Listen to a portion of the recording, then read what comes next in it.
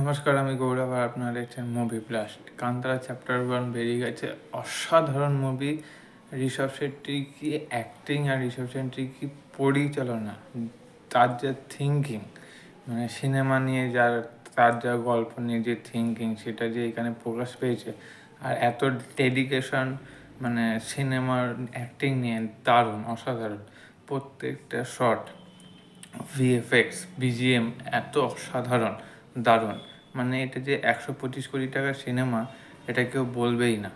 বলিউডকে শেখা উচিত এটা। 400-500 কোটি টাকা দিয়ে সিনেমা করে যেরকম ভিজুয়াল দেয়, যেরকম বিজিএম দেয়, সেটা এদের মানে ঋষভ শেট্টিকে দেখে শেখা উচিত কীভাবে। কত সুন্দর শট, সে পাগের শটটা হোক, জঙ্গলের শটটা হোক, অসাধারণ। তোমাদের কেমন লেগেছে ভিডিওটা? ভালো লাগলে like, comment, share and subscribe করে দিও।